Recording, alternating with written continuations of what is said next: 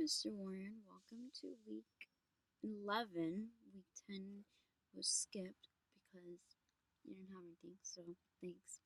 Um, this week we did like some leadership activities, so I was partnered up with Daniel and we did that whole blindfold thing. And so, pretty much like the experience with that was that him as a grad student, he started first. And so I didn't know that we were going to be switched until you finally said it. And so, with that idea that the roles were going to be reversed, I was like, okay, let me see how he like leads me. Um, and that way, like, I can have like an idea of how to lead him. Um, and so with that, as I was being like the first person to do like the whole blind walk thing, I encountered like some issues. Well, not issues, just like obviously when you're walking blind, you kind of like are like really hesitant to like step. You obviously don't know where anything is. And then the one thing, the shadows, like um when you because we had just our eyes closed, right, so we didn't have a blindfold or anything, so there's like the shadows of light that come out of nowhere, and it almost feels like you're gonna hit something.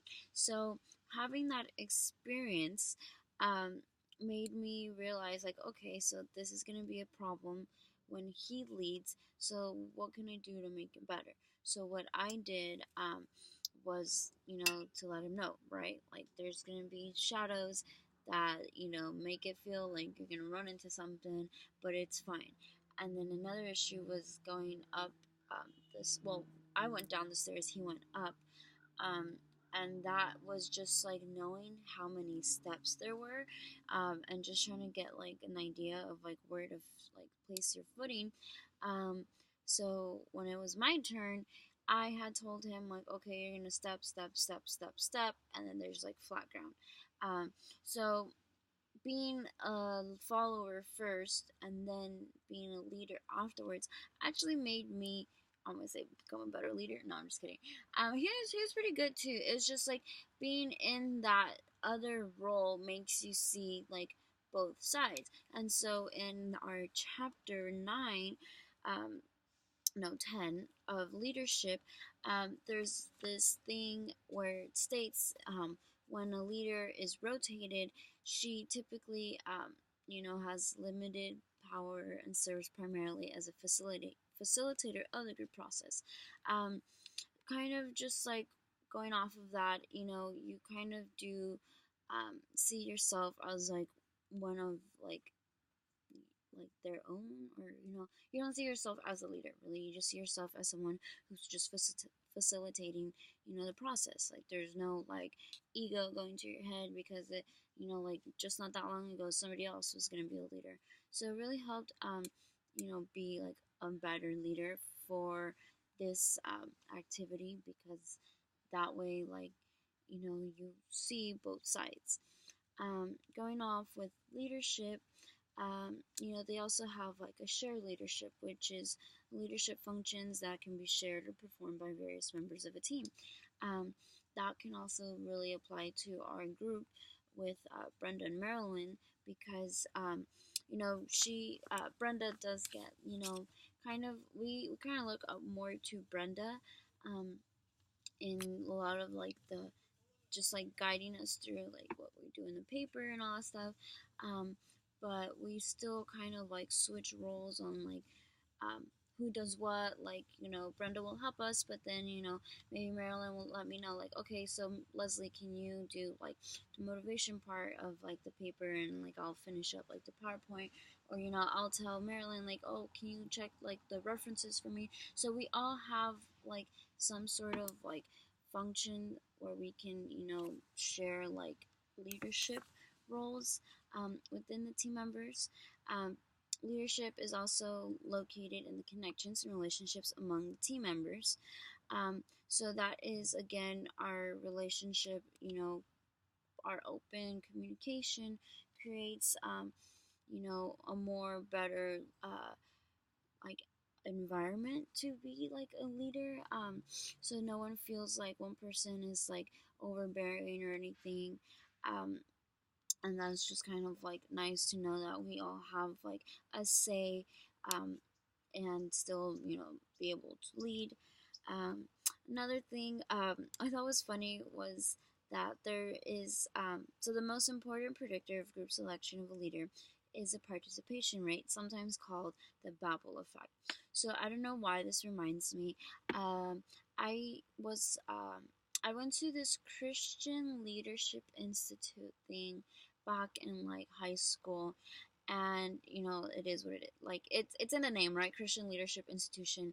We go, we figure out how to be like good leaders in a Christian sense. I don't know.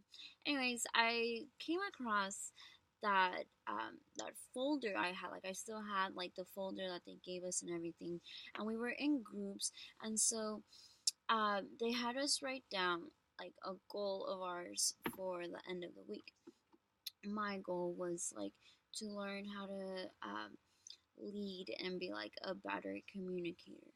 Um, I honestly did not need that goal. I should have learned how to listen more and be a better listener because of that Babel effect where I'm always like, I'm just quick to answer. And it's funny because people later at the end of the week, they they write under your goal to like let you know like what they thought of your goal, or if you like accomplished your goal or something. And every single person had like basically said, I'm pretty much like super talkative, and like I'm a natural born leader because I always like just have like something to say. So in a way, I totally can see how the Babel effect played on my role, at that Christian Leadership Institution thing. And so yeah, like I am extroverted. I do have like a lot of enthusiasm, and I kind of like see myself as pretty knowledgeable in these things. So that can be like a reason why other people do get chosen as leaders, because like normally you're not going to choose the most quiet person to lead. Like a leader has to be able to present themselves with some type of like knowledge that they like know something, right? um just kind of going through, so I'll look at chapter 8 also, looking at the power and social influences. This is typically like your most like favorite, not favorite, most like typical compliance and like conformity kind of studies. So like why do people conform? Whether it's because they have like um, the like they need to conform because they don't know what's going on, so they kind of just go based on what everybody else is doing, or they conform um, simply just because I'm trying to remember that second part. Because that's like the information that they're receiving. Dang, I don't know. I'm so sorry. Anyways, so yeah, the conforming, study, Ash's conformity study, kind of just shows like how people, even when they know that they're correct with the lines, like if everybody else is answering like incorrectly, then you either think you're like missing something, or you just didn't pay attention.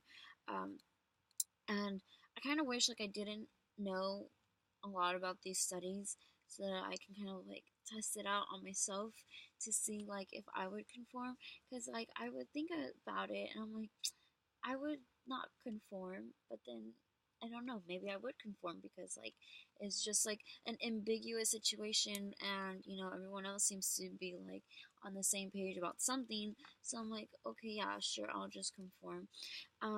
They also say that obedience occurs when the authority figure does not have power to reward or punish participants, which is a finding that they saw in the Milgram studies, which really seemed kind of interesting to me because even though they had the chance to like withdraw from a study at any point, they still continued even though they were basically administering lethal doses of electric shocks to people.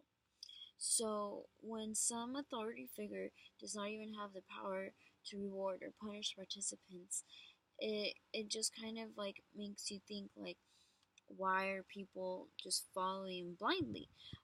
And so they have this tendency to just like obey, right? Like they don't really question it, um, which is kind of like scary. And you kind of see that when you like think about like the Nazis, and the German government was just giving off these commands, and even though it didn't seem like the brightest idea, people were still following blindly.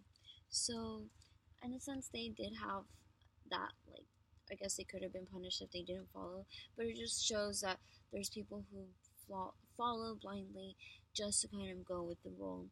Um, and that is this week. At 10, 11 minutes. I'm trying not to make these too long. But I will see you next week.